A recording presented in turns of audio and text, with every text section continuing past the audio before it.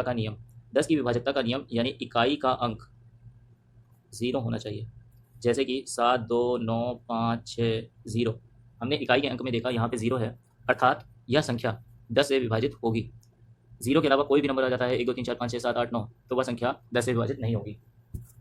अब 11 की विभाजकता का नियम, उससे पहले 7 की विभाजकता का नियम कैसे चेक करते हैं ये देख लीजिए। 7 की विभाजकता का नियम चेक करने का तरीका, जैसे मान लीजिए कि आपके पास है 4, 5, 6, 3, तो आपको क्या करना है, 3 को उठाना है और 3 का मल्टीप्लाई लगाना है 2 से, और ये आ जाएगी 6।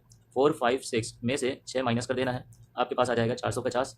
अब देखिए 450 7 से डिवाइड करिए, 7 से जब डिवाइड करते हो तो ये आपके पास बनता है 7 बचे 35, 7 छंग 42, 42 और यहाँ पे आएगा 30। 7 की टेबल में 30 नहीं आता है, इसका मतलब जो आपको दिया हुआ संख्या है 4, 5, 6, 3, यह 7 से विभाजित नहीं होगा। ठीक है, आपको तरीका पता चल गया होगा कि 7 की विभाजकता का नियम कैसे देखा जाता है।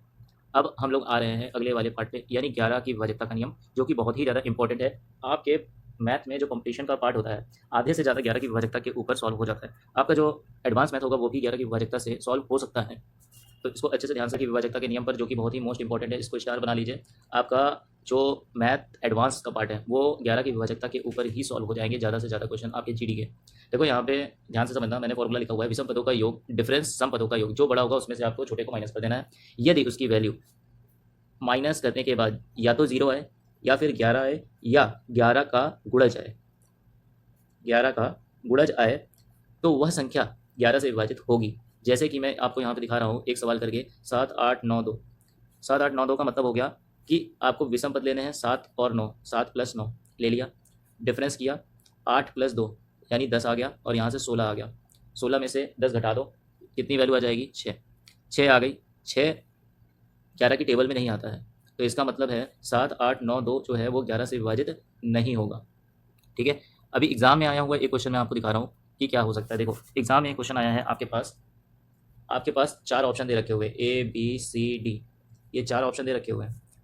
इस 4 ऑप्शन में आपको बोला है कि 2, 7, 2, 8, 2, 7, 6, 3, 2, 6, 5, 1, 2, 5, 6, 3। बताइए कि कौन सा ऑप्शन 11 से विभाजित नहीं है। 11 से विभाजित नहीं है पूछा है, ये ध्यान रखिएगा। तो देखो पहला वाला है 2, 2, 4 और 7, 8, 15। 15 में से 4 घटा दो, कितना आएगा, 11। यह 11 से विभाजित है। 6, 2, 8, 7, 3, 10। 10 में से 8 घटाओगे 2 आएगा, यह 11 से विभाजित नहीं है। इसका मतलब आपका आंसर बी सही हो जाएगा। ठीक है, फिर और आगे देख लो, 5, 2, 7, 6, 1, 7। 7 में से 7 घटाओगे 0 आएगा, 11 से विभाजित है। 6, 2, 8, 5, 3, 8। 8 में से 8 घटाओगे तो कितना आएगा, 0। ये 11 से विभाजित है। तो देखिए इस तरीके का आपके एसएससी जीडी में क्वेश्चन आएगा। और क्या आ सकता है, आइए देखते हैं। एक और सवाल करेंगे हम लोग, देखिएगा क्वेश्चन पूछ रहा है ए बी सी डी में बताइए, यानी 8, 9, 6, 2, 6, 5, 8, 9, 9, 1, 6, 4, 4, 8, 5, 7। अब ये ऑप्शन आपको दे रखे हुए हैं, पूछा है 11 से कौन सा ऑप्शन विभाजित हो जाता है।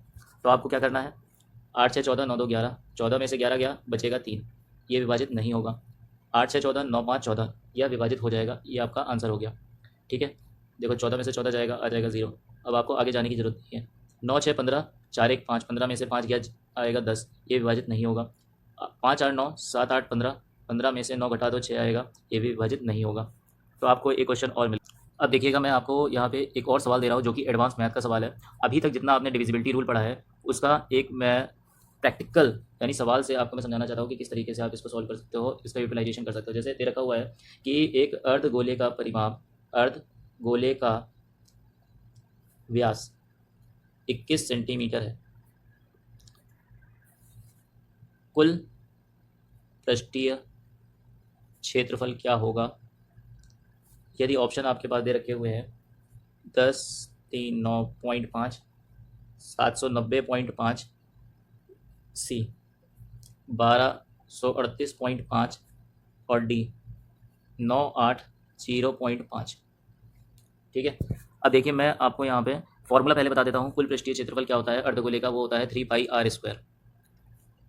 ठीक है, तो सबसे पहले आप देख लो कि 3 का मल्टीपल कौन कौन सा है, चेक कर लो। देखो यहाँ से आपको दिख रहा है 7, 3 से नहीं कटता है, 9 कट जाता है। 7, 5, 12, 3 से कट जाएगा। ठीक है, 3 से ये कटेगा, 12 कटेगा, 8, 5, 13, 4 आएगा, नहीं कटेगा, ये ऑप्शन गया। और उसके बाद आपको क्या करना है, 9 कट जाएगा, 8 5 13, 13 यानी 4, ये भी नहीं आएगा। अब आपके पास ऊपर वाला बचा 3 9 6, अरे ये ए और बी क्या ऑप्शन बच गया। अब देखो पाई की वैल्यू कितनी होती है, 22/7, 22 में क्या आता है 11, 11। अब आर की वैल्यू ऐसी है ही नहीं कि वो 11 को काट दें, तो इसका मतलब अब 11 की डिविजिबिलिटी चेक कर लीजिए। 11 की डिविजिबिलिटी आपकी क्या हो जाएगी, देखते हैं, 1 3 4, 4 और 5 9, ठीक है, ये 9 हो गया आपका, यानी ये 11 से कट रहा है। अब अगला वाला बी ऑप्शन देख लीजिए, अगर ये 11 से कट रहा है तो आप टिक मार के आगे बढ़ सकते हो, क्योंकि ऑप्शन एलिमिनेशन इसी तरीके से किया जाता है। अगर ए और बी में ए अगर सही हो गया तो आपका बी गलत होगा ही होगा, अगर ए गलत हो गया तो बी सही होगा, ठीक है। एक तरीका मैंने आपको ये समझा दिया है, बट आपको चेक करना है तो चेक कर सकते हो। जैसे 7 0 करोगे, 9 5 14 करोगे, 14 में से 7 गया तो 7 बचेगा, जो कि 11 का मल्टीपल नहीं है। तो मैंने देखिए डिविजिबिलिटी रूल बताई थी, डिविजिबिलिटी रूल का इस्तेमाल करके आप एडवांस मैथ के सवाल को सेकंडों में कर सकते हो। ओके, चलिए आगे बढ़। एक क्वेश्चन देखिएगा, प्रॉफिट लॉस से है।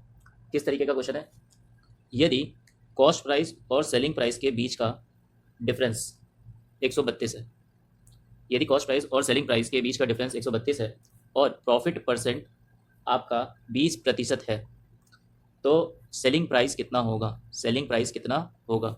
आपके पास ऑप्शन है ए 802, बी 822, सी 792 और डी 760। ये आपके पास ऑप्शंस हैं।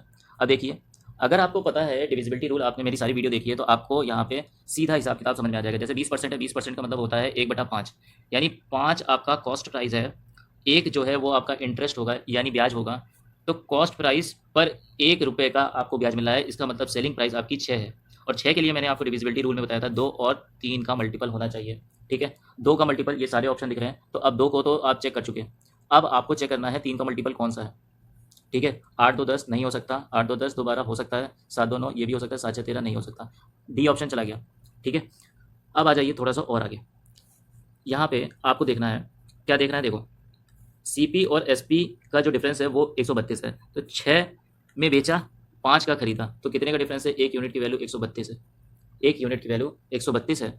अगर आपसे बोल रहा है कि बताइए सेलिंग प्राइस, तो 6 यूनिट की वैल्यू कितनी हो जाएगी, 6 गुणे 132, 6 गुणे 132 का मतलब हो गया आपके पास क्या आने वाला है, देखिएगा, यहाँ से 3 और इस वैल्यू से 3, यानी 9 का मल्टीपल होना चाहिए। मैंने आपको समझाया था कि 6 से एक 3 निकल के आएगा, 132 से एक और 3 निकल के आएगा, तो इसका मतलब 3 गुणे 3 यानी 9 हो जाएगा। 9 का मल्टीपल से करिए, देखिए 8 2 10 दोबारा नहीं हो सकता, 7 9 से 9 कट जाएगा, 7 2 9 हो सकता है, सी ऑप्शन आपका राइट आंसर हो जाएगा। मुझे इतना समझाना पड़ा है, अदरवाइज आपको क्या करना होता, देखिए आपको सिंपल सा एक काम करना है। क्या काम करना है जरा देखिएगा, आपने क्या देखा, 132, 132 में आपको क्या दिख रहा है, 132 में आपको दिख रहा है कि ये 3 का मल्टीपल है ही है, 3 चौको 12, 3 चौको 12, फिर यहाँ पे 11 का मल्टीपल आ रहा है, 11 का मल्टीपल आ रहा है। आपने ये पूरा सॉल्व ही नहीं किया, आपने कहा कि हम ये पूरा सॉल्व नहीं करेंगे, ये पूरा सॉल्व हम नहीं करेंगे, आपने कहा ये हम सॉल्व नहीं करेंगे। अब आप बताओ कैसे सॉल्व करोगे। मैंने कहा आपसे कि आपको 11 का मल्टीपल मैंने पढ़ाया है, और ये 132 जो है वो 11 का मल्टीपल है, 11 गुणे 12 होता है 132, तो 11 का मल्टीपल चेक कर लो, 8 2 10 नहीं हो सकता, 7 6 नहीं हो सकता, फिर उसके बाद 8 2 10, 10 में से 2 घटा दो, नहीं हो सकता, तो सी ऑप्शन राइट हो ही जाएगा अपने आप। तो देखिए 11 का मल्टीपल यहाँ पे काम आ गया, इस सवाल में काम आ गया, यानी ये कॉस्ट प्राइस सेलिंग प्राइस वाले सवाल से है। अभी मैंने आपको एडवांस मैथ का भी सवाल करवाया, तो आपको मैंने जो चीज़ पढ़ाई वो लिए फ़ायदे कर रहा है। ये एक बल्गर फ्रैक्शन से देख लीजिए कि कैसे क्वेश्चन आते हैं। देखो 0.41 फैक्टोरियल।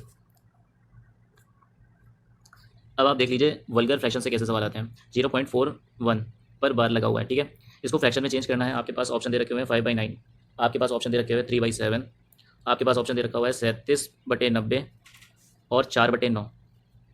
अगर आपने मेरी वीडियो के शुरुआती वीडियोस को देखे होंगे, उसमें मैंने आपको वल्गर फ्रैक्शन के बारे में बताया है कैसे सॉल्व किया जाता है। जैसे यहाँ पे एक डिजिट पर लगा हुआ है तो नीचे आ जाएगा 10 - 1 9 आएगा, तो 9 आ सकता है, तो 7 नहीं आएगा, ये तो ऑप्शन चला गया। अब क्या होता है कि हमारे को जितने पर बार लगा होता है उस वैल्यू को रिपीट करना होता है, तो ये वैल्यू क्या हो जाती है 0.4111, ठीक है, एंड शो ऑन। फिर जितने पर बार लगा होता है, अगर यहाँ पे एक डिजिट पर बार है तो हमें 10 से, इसको आप x मानते हो, फिर ये आ जाता है 10x, फिर ये आ जाती है वैल्यू कितनी 4.1111 एंड शो ऑन। फिर आप माइनस कर देते हो इन दोनों को, आपके पास वैल्यू बनती है 9x, और 4.11 में से आप 0.41 माइनस करोगे तो आपके पास बचेगा 3.7। x की वैल्यू आ जाती है 37/9, अब पॉइंट हटाते हो और 90 आ जाता है, तो आपके पास 37/90 आ गया, 4/9 कैंसिल आउट, 5/9 कैंसिल आउट, ठीक है। लेकिन आपको जो मैं बता रहा था कि अगर मेरी वीडियोस को आपने देखा होगा तो आपको एक चीज़ मैंने बताई थी कि जितने पर बार नहीं लगा होता है उतने नंबर को माइनस कर देना होता है। तो आप 41 एज इट इज़ उतारोगे और 41 में से 4 माइनस कर दोगे तो आता है 37। 37 आपको किस ऑप्शन में दिख रहा है? तो ऑप्शन सी में दिख रहा है। आपका राइट आंसर हो जाता है 37/90। ये आपका राइट आंसर हो जाता है। 37 एक प्राइम नंबर भी है। तो अब मुझे याद आया कि प्राइम नंबर भी आपको पढ़ाने हैं। तो आइए प्राइम नंबर के बारे में जान लेते हैं कि प्राइम नंबर क्या होता है। देखिए, प्राइम नंबर को हम लोग कहते हैं अभाज्य संख्या। प्राइम नंबर को हम लोग कहते हैं अभाज्य संख्या। और अभाज्य संख्याएं क्या होती हैं? जिनके दो फैक्टर होते हैं, या तो एक या तो वो नंबर खुद। नंबर खुद। सबसे छोटा प्राइम नंबर कौन सा है? तो आप कहोगे 2, फिर 3 उससे बड़ा, फिर 5, फिर 7, 11, 13, 17, 19, 23, 29, 31, 31। फिर आएगा 32 नहीं हो सकता, 33 नहीं हो सकता, 34, 35, 36, 37। फिर आएगा 38, 39, 40, 41, 42, 43, 44, 45, 46, 47, 48, 49, 50, 51, 52, 53, 54, 55, 56, 57, 58, 59, 60, फिर 61, 61, 62, 63, 64, 65, 66, फिर 67 आ जाएगा। 67 के बाद आपके पास वैल्यू क्या आ जाएगी? 68, 69, 70, 71, 73, 74 भी नहीं होगा, 75, 76, 77, 78, 79, 80, 81, 82, 83, 84, 85, 86, 87, 87 नहीं होगा, 88, 89, 89 होगा, 89, 90, 91 होगा, फिर 92, 93, 90, अच्छा 91 नहीं होगा, मैंने गलत लिख दिया। 91 तो 13 की टेबल में आता है। 92, 93, 94, 95, 96, 97, 98, 97, 97 बताइएगा होगा कि नहीं होगा? तो 97 होगा एक। तो यहाँ से एक क्वेश्चन बन गया कि 90 से 100 के बीच में कितनी अभाज्य संख्याएं हैं? तो एक अभाज्य संख्या है 97। आपसे पूछ ले प्रथम 3 अभाज्य संख्याओं का औसत कितना होगा? तो 2, 3, 5। 2, 3, 5 का औसत कितना हो जाएगा? तो ऐसा ना कर देना कि बीच का 3 लिख दिया आपने, गलत हो जाएगा। वो क्रमागत संख्याओं के लिए होता है। 2, 3, 5 का औसत कितना हो जाएगा? तो देखो 3 संख्याएं हैं, 2, 3, 5 का औसत होगा 10/3। 10/3 ये भी पूछ सकता है। अब देखो आपसे ये भी पूछ सकता है, यहाँ से एक क्वेश्चन ये पूछ सकता है कि आप बताएं 32 तक की सभी अभाज्य संख्याओं का औसत कितना होगा? 32 तक की सभी अभाज्य संख्याओं का औसत कितना होगा? औसत कितना होगा? तो आप सारे